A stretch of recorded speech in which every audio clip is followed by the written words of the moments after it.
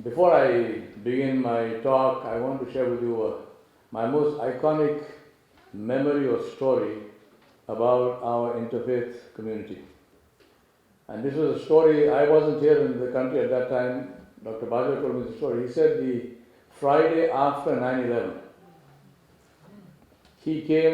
Dr. Baja came to the mosque and he saw some cars outside that he didn't recognize, and he came inside and he saw right in the lobby several members of the clergy, and he saw some of his friends from the hospital, physicians. So he said, welcome, but what are you doing here? They said, we are here because we fear there may be some problems, so you go in and pray and we will take care of that if there is anything. Now that is our relationship with this beautiful community of interfaith people. Nobody called them. Nobody would have called them, entirely on their own. They decided to come and quite literally put their lives on the line. That nothing happened was the grace of God, but they didn't come here thinking nothing will happen. They came here literally putting their lives on the line for these people, and we are ever, ever grateful to them. Islam means to submit. Usually the translation, they say Islam means peace, but it also means peace, it means security, but the fundamental meaning of the word Islam is, or salama is to submit. And we Muslims joyfully submit our will to the will of Allah subhanahu wa ta'ala, because we know that He created us, He loves us, He knows what is best for us. We know Him, we love Him, we trust Him, and so we obey Him. Peace is a result, and it's the result of submission to Allah subhanahu wa ta'ala. Peace is not a cause. If you want a result, you must address the cause. The cause of peace is justice. When justice is established, peace is the result. Justice is to submit our will to the will of our Creator. The result is peace, harmony, prosperity, and friendship.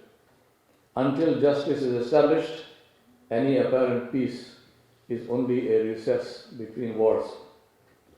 Ramadan comes to refresh the spirit of submission.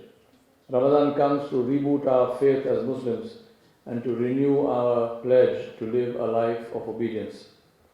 To fast means to stay away. Fasting is not only about controlling physical desires, but about controlling emotions, speech, and behavior. It is as much gatekeeping about what goes into your mouth as it is about what comes out of it. Not only no food, no drink, and know what the birds and bees do during the specified hours, but also no lying and no cheating and no backbiting and no slander and no spying and no tale carrying and no cursing and no profanity and similar things that have become common among us. As someone said to me when I was talking to them, I was telling them about the prohibition against backbiting, that my friend said, "Oh wow, there goes my social life." Obeying Allah subhanahu wa ta'ala and denying things which are permissible or haram or halal reinforces the spirit of Islam by submitting to Allah and reminds us to obey Him even more and leave anything that He has prohibited.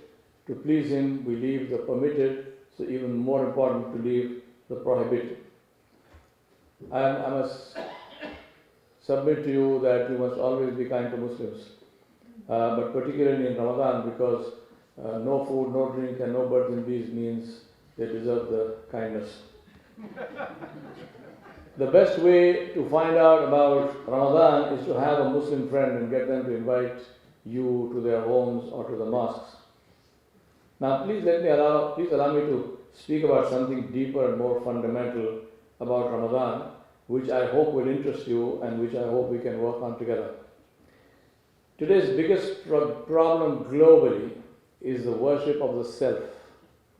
We seem to have convinced ourselves that we are the most incredibly important, insanely interesting, the coolest, the sexiest, most lovable, and most powerful creatures that ever walked to the cemetery with a divine right to exploit everyone and everything else. This is our image as human beings. We forgot the difference between trusteeship and exploitation.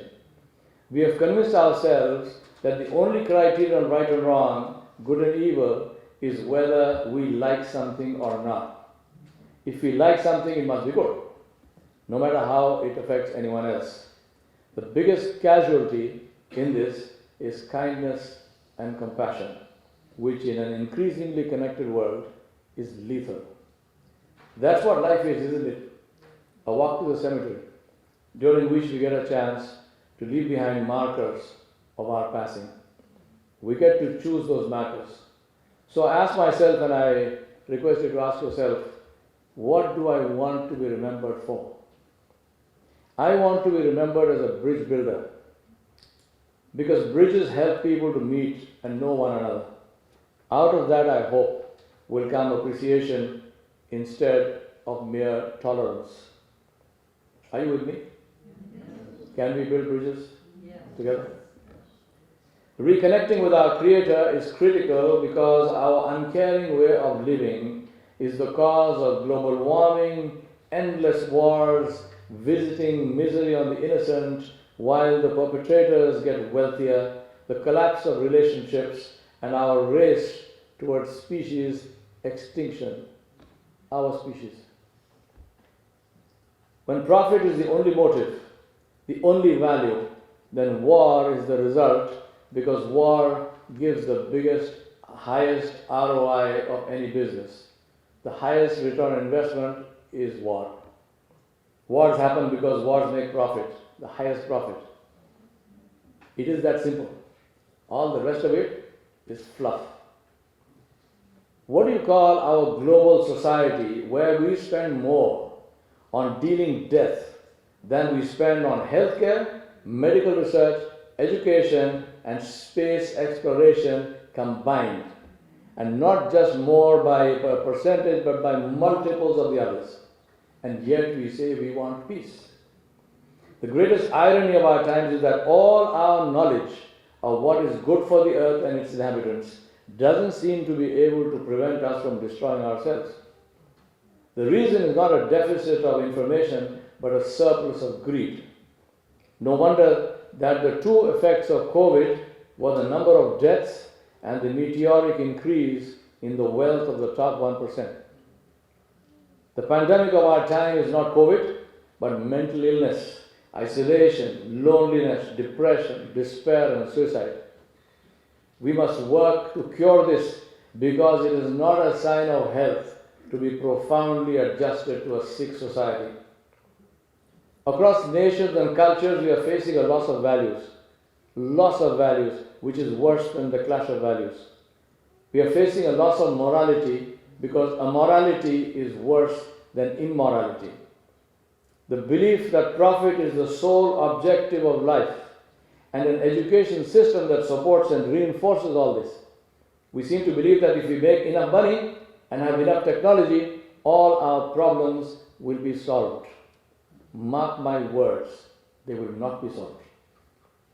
That is why we teach technology and tools almost exclusively, with almost no focus on the hand that wields the tool. We have forgotten that all technology and tools are value neutral. Whether they help or harm depends on the people who use them. The decisions of those people depend on their values, ethics, and morals. That is what faith gives us of any kind.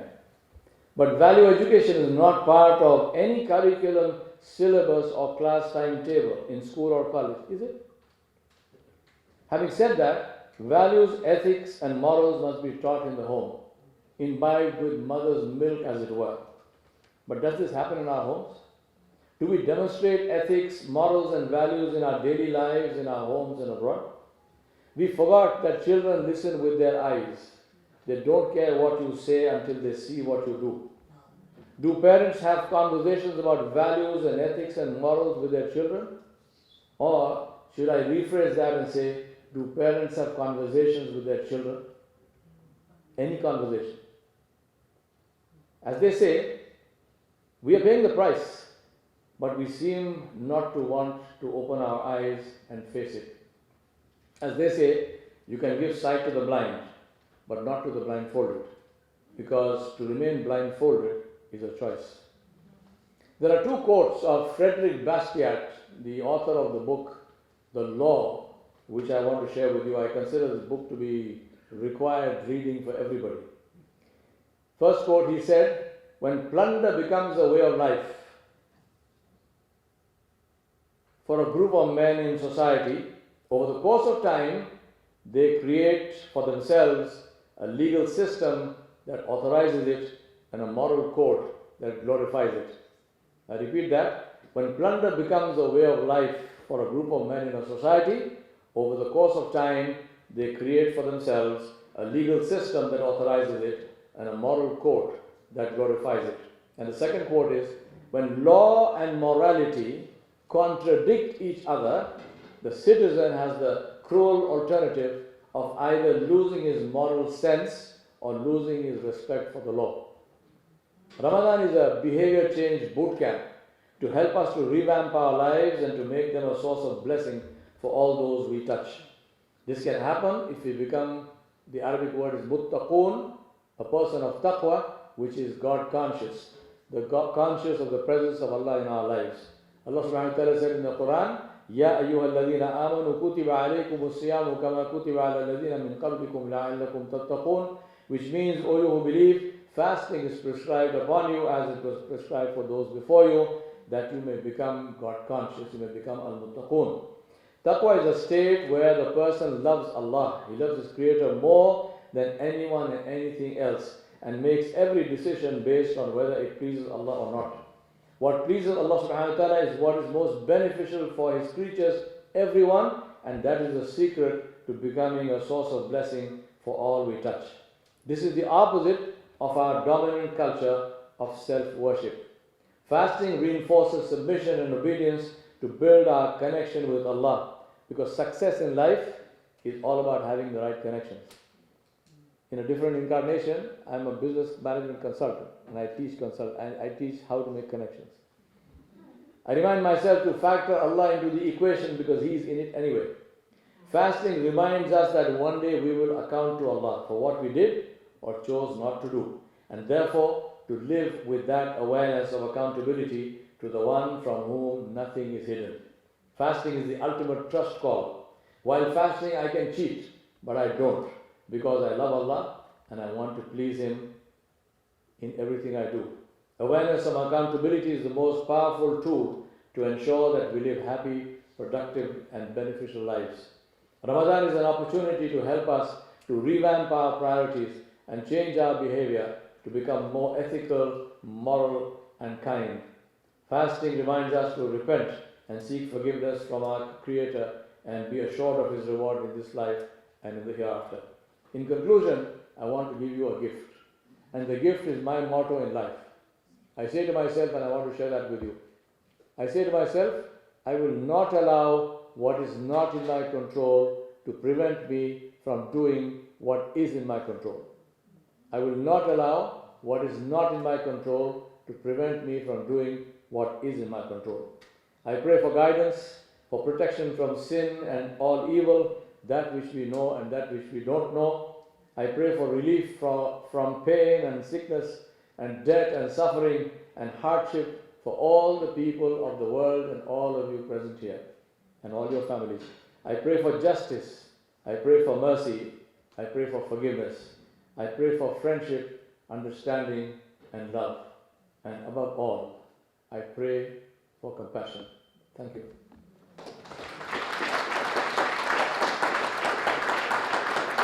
Please.